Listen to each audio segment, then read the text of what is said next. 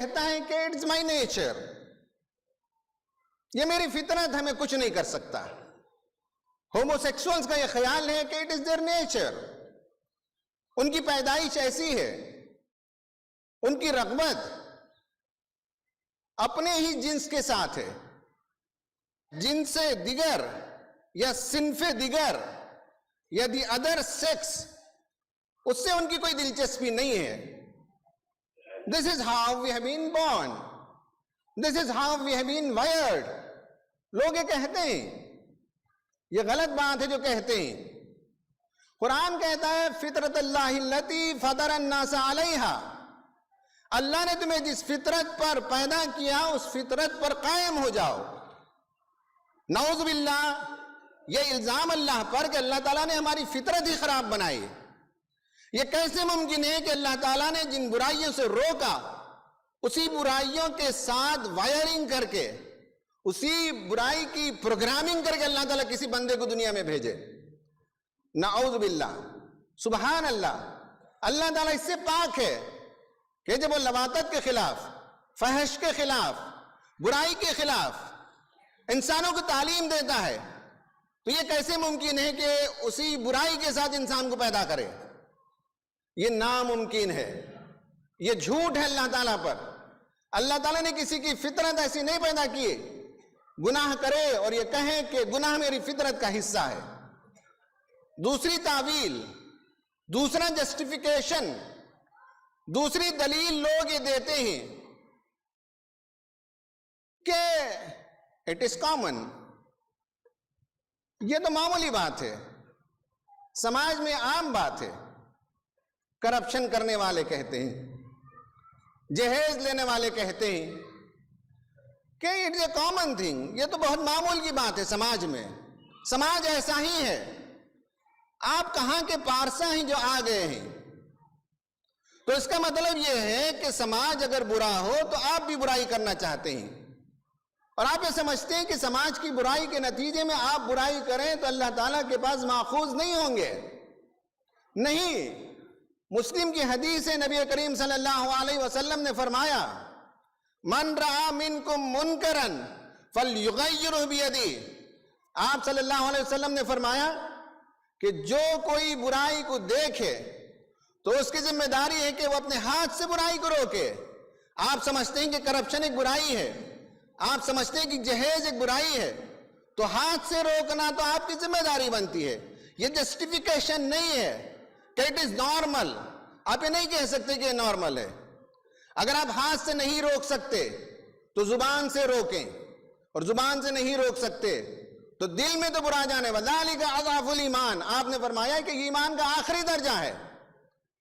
تو یہ بھی کوئی جسٹیفیکیشن نہیں ہے کہ آپ یہ کہیں کہ ایسا ہی ہوتا ہے. نمبر تیسری تعویل یہ ہے کہ it's not a big deal. کچھ لوگ کہتے ہیں کہ یہ سب یہ عام باتیں ہیں، اس میں کون سی بڑی برائی ہے؟ طلبہ سگریٹ نوشی سے شروع کرتے ہیں، ان کی دلیل یہی ہوتی ہے کہ it's not a big deal, یہ کوئی بڑی بات نہیں ہے. پھر دھیرے دھیرے اس میں منشیات کا اضافہ کرتے ہیں، پھر وہ سمجھتے ہیں کہ it's not a big deal, it's cool, اچھا لگتا ہے. شراب کے عادی ہوتے ہیں، سمجھتے ہیں کہ it's not a big deal, کوئی بہت بڑی بات نہیں ہے. یا اسی طرح سے بچوں پر نگاہ رکھنی چاہیے. جب گھروں سے وہ باہر جانے لگتے ہیں 10 12 14 16 سال کی عمر میں، تو برائیوں کو پک اپ کرتے ہیں، اور ان برائیوں کو پک اپ کرتے ہوئے ان کے ذہن میں یہی ہوتا ہے کہ it's not a big deal, یہ کوئی بہت بری بات نہیں، کوئی بڑی بات نہیں ہے. لیکن بعد میں چل کر 10 20 سال کے بعد وہ ذہنی مریض ہو جاتے ہیں، وہ برائیوں کے اندر مبتلا ہو جاتے ہیں. تو اسے ہلکا سمجھنا، اسے آسان سمجھنا، یہ گویا کہ ایک بد کردار انسان کی علامت ہے. آپ صلی اللہ علیہ وسلم نے فرمایا، بخاری کی حدیث ہے، کہ ایک مومن جب غلطی کرتا ہے تو وہ کانپ جاتا ہے، تھرا جاتا ہے. اسے ایسا لگتا ہے گویا کہ پہاڑ کے نیچے کھڑا ہوا ہے اور پہاڑ ہے کہ ابھی اس پر آ کر گر جائے. جبکہ ایک بد کردار انسان ایسا ہوتا ہے جب برائی کرتا ہے تو اسے یوں لگتا ہے جیسے ایک مکھی تھی جو ناک پر بیٹھی اور یوں کر کے اسے اڑا دیتا ہے. جس راوی نے اس حدیث کو بیان کیا انہوں نے اپنے ہاتھ کو یوں کر کے دکھایا کہ ناک پر مکھی بیٹھی اور بس اڑا دیا. تو یہ تو بد کردار لوگوں کا، منافقوں کا شیوا ہے کہ آدمی برائی بھی کرے اور اسے اطمینان بھی ہو کہ کوئی بڑا معاملہ نہیں ہے. یہ تیسری تعویل ہے جو انسان کرتا ہے کہ it's not a big deal. چوتھی تعویل یہ ہے انسان کرتا ہے it is not my fault. میرے پاس ایسے کیسز بھی آتے ہیں جس میں لوگ بتاتے ہیں کہ صاحب ہم سیکسول پرورشن کا شکار ہو گئے، اس کے ذمہ دار میں نہیں ہوں، میری بیوی گھر چھوڑ کر چلی گئی، اب میں کیا کرتا؟ تو اس کے لیے میں ذمہ دار نہیں ہوں، ذمہ دار تو وہ ہے. بھلا آپ بتائیے کہ کیا یہ بات عقل میں آتی ہے کہ مجھ سے کسی نے غلطی کی اور میں غلط رویہ اختیار کروں تو اس کی ذمہ داری مجھ پر نہیں آئے گی؟ وَلَا تَزِرُ وَازِرَةٌ وِزْرَ أُخْرَى. قیامت کے دن کوئی کسی کے گناہ کا بوجھ نہیں اٹھائے گا. قیامت کے دن اللہ تعالی ہم سے سوال کرے گا. لوگ غصے میں آپے سے باہر ہو جاتے ہیں اور کہتے ہیں کہ I was pushed against the wall. مجھے لوگوں نے تنگ کر دیا، آخر کار مجبور ہو کر مجھے غصہ کرنا پڑا. قرآن کہتا ہے وَإِذَا خَاطَبَهُ الْجَاهِلُونَ قَالُوا سَلَامًا. جاہلوں سے سابقہ پڑھے تو تمہیں کس نے سکھایا ہے کہ ٹکر لیں؟ تمہیں کس نے سکھایا ہے کہ ہارشلی ریاکشن کریں؟ قرآن کہتا ہے کہ جاہلوں سے سابقہ پڑھے تو سلام کر کے نکل جائیں. تو یہ بھی کوئی جسٹیفیکیشن نہیں ہے کہ it is not my fault. پانچواں جسٹیفیکیشن یہ کرتے ہیں کہ میں نے سب کچھ کر لیا، اب لگتا ہے کہ میں بدل نہیں سکتا. I tried my best. It seems I can't change.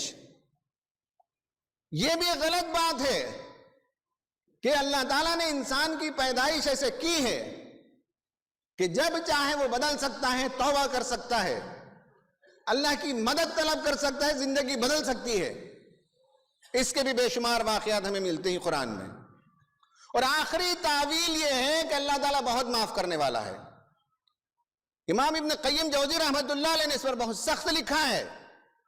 اللہ تعالیٰ تو معاف کرنے والا ہے ان لوگوں کے لیے جو غلطی سے غلطی کر جاتے ہیں، جو نادانی سے غلطی کرتے ہیں، جن سے چوک ہو جائے.